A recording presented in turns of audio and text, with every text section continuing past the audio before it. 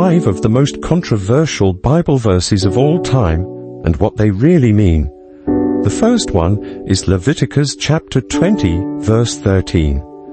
If a man lies with a male as with a woman, both of them have committed an abomination. They shall surely be put to death.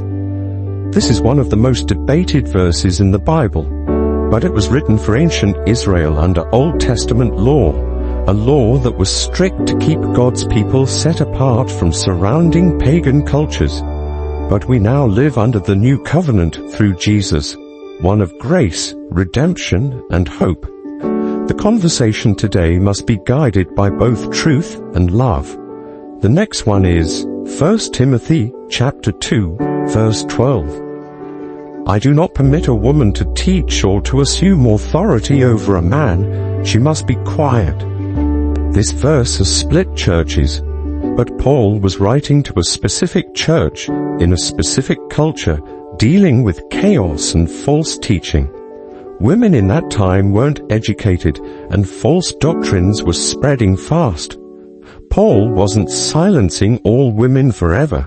He was protecting truth in a dangerous moment. Across Scripture, God uses women powerfully. This verse is not the whole picture. And then there is Psalm chapter 137 verse 9. Happy is the one who seizes your infants and dashes them against the rocks. A brutal verse. But this isn't a command. It's a cry of anguish. The people of Israel had seen their children killed and their homes destroyed by Babylon. This verse isn't prescribing violence. It's describing pain. The Bible doesn't hide our darkest emotions. It shows them raw and real, so we can bring them to God. Next is Exodus chapter 21, verses 20 to 21. If a man beats his male or female slave with a rod, and the slave dies, he must be punished. But if the slave recovers after a day or two, he is not to be punished, since the slave is his property. This verse shocks many, and rightly so. But here's the truth. The Bible's slavery was not the same as modern human trafficking or racial slavery. In ancient Israel, slavery was often voluntary, more like indentured servitude to pay debts.